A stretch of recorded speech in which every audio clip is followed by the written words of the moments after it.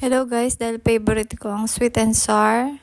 Napakadali niya lang gawin guys. Basta meron ka lang dyan ketchup, soy sauce, vinegar, and sugar. Lahat yan nasa kitchen natin kaya madali lang siyang gawin.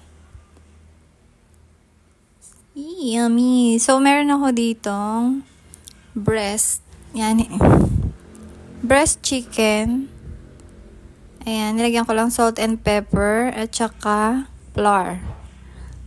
Yan, hinalo-halo ko lang siya. Parang halagang lang yata ito, 100 pesos.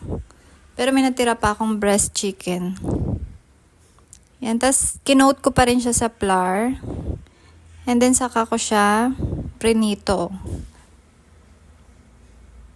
Hintayin lang natin siya mag-golden brown, yung chicken. Then, iset aside na natin.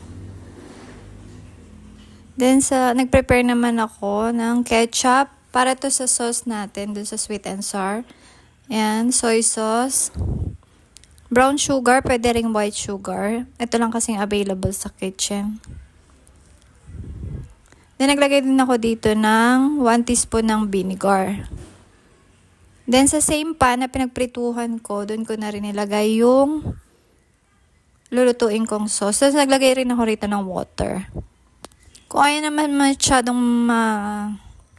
maraming sabaw o maraming sauce, kahit konting tubig na lang lagay niya. Tapos ito cornstarch, minix ko siya sa water para hindi siya magbuo-buo dito sa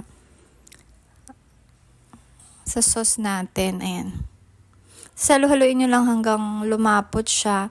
And then nilagay ko na dito yung bell pepper at yung carrots.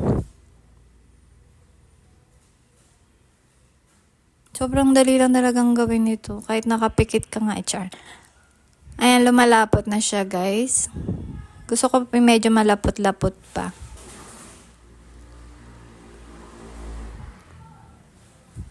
Ayan, lutuin lang natin ng konti yung carrots. And then, isalin na natin siya sa lagayan at ilagay na natin ang ating prinitong breast chicken. Ganyan, ilagay lang natin sa ibabaw yung iba pang sauce. Tapos yan na, pwede nang kumain. Thank you for watching!